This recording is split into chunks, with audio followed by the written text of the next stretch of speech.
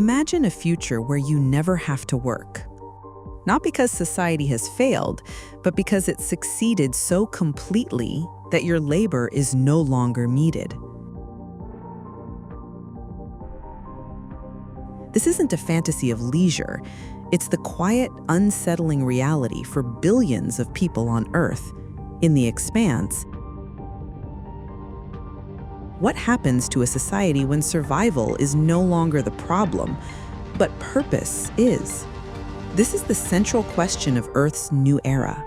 A world that solved the hardest part of civilization and then stopped moving. Earth is still the cradle of humanity, but it's no longer where humanity grows. The Expanse is a television series that ran for 6 seasons, based on a novel series by James S.A. Corey. It's a hard sci-fi epic that imagines a future where humanity has colonized the solar system. The show is known for its gritty realism and its focus on the political, social, and economic tensions between the 3 main factions of this future. To understand the quiet crisis on Earth, we first have to understand the system it belongs to. Centuries from now, humanity is no longer confined to Earth. We've spread across the solar system, not as explorers, but as settlers. And wherever we went, we brought systems of power and work with us. The 3 factions of the solar system aren't just divided by distance, but by their relationship to labor. Mars was humanity's great ambition, a planet of builders. Discipline, work, and grand projects define the Martian dream. The belt is where the physical work gets done, mining ice for fuel and water, hauling the raw materials that fuel the entire solar system's economy. Belters live in the margins, essential but expendable. And then there's Earth. It's where the system started. It's where the most people live, over 30 billion. But it's aging, bureaucratic, and most importantly, it's a world where human labor has been made irrelevant. And back on Earth, the people who stayed behind now live in a system designed to preserve, not to propel. Earth may no longer be the center of human progress, but it still holds the largest population in the system. Over 30 billion people live on the planet's surface, and most of them rely on a system called BASIC. BASIC is a global assistance program made necessary by automation. In this future, advanced technology and AI have replaced the need for vast sectors of human labor from manufacturing to logistics. The system provides guaranteed food, housing, healthcare, and essential education. No one is left starving, but almost no one is needed. Jobs and advanced studies still exist, but to access them, you need a permit, a tightly regulated approval process issued by the government. While a tiny elite, like UN leader Chrisjen Avasarala, are defined by their immense power and purpose, for most people that permit never comes. They live their whole lives on BASIC. Not because they chose it, but because the system no longer has space for them to do anything else. This is not a failure of technology. It's the result of it. In response, the system has pivoted from productivity to preservation. As Ty Franck puts it, co-author of The Expanse, it's a post-work society, but not a post-authority one.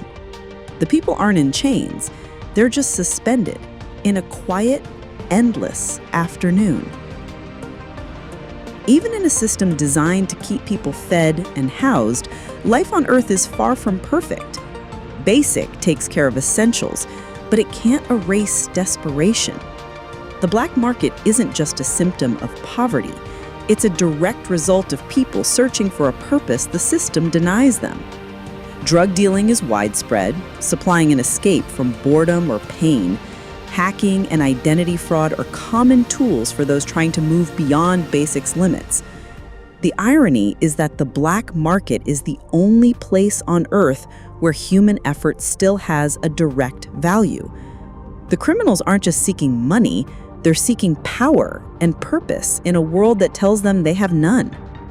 For those born on the fringes, like Amos Burton, the system never felt like protection, it felt like a trap. Technically, the system worked, but that didn't mean it cared. Stability isn't peace, and for many, Earth is a place where survival still means navigating shadows and searching for a way to feel relevant. On the surface, Earth looks post-capitalist, but capitalism didn't disappear, it just moved.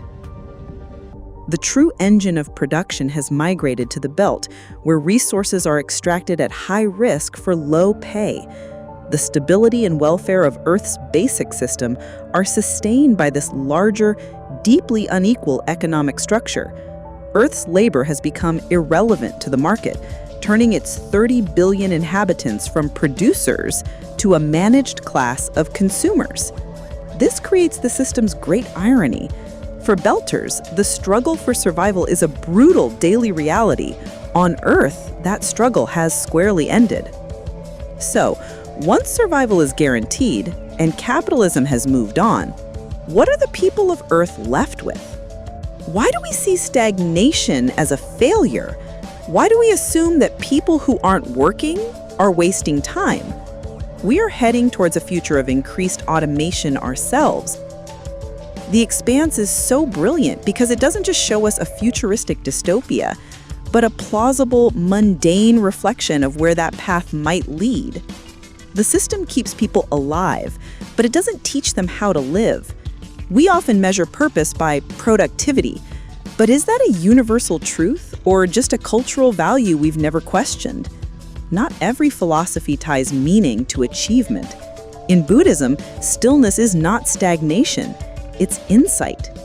In many indigenous traditions, value comes from relation, not output.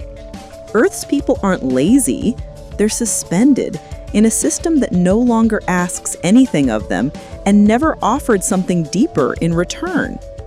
What if the real failure isn't that people stopped working, but that we never imagined what life without work could be? Earth in the Expanse is not a dystopia. No one starves. No one freezes on the street. Most people live long, uneventful lives. It's not a paradise either, because survival isn't the same as a purpose. And without something to reach for, many are left drifting. The Expanse doesn't ask us to panic. It doesn't warn of fire or war or extinction. It asks something quieter and harder to answer. What do we become when we're no longer needed? This version of Earth could be one future.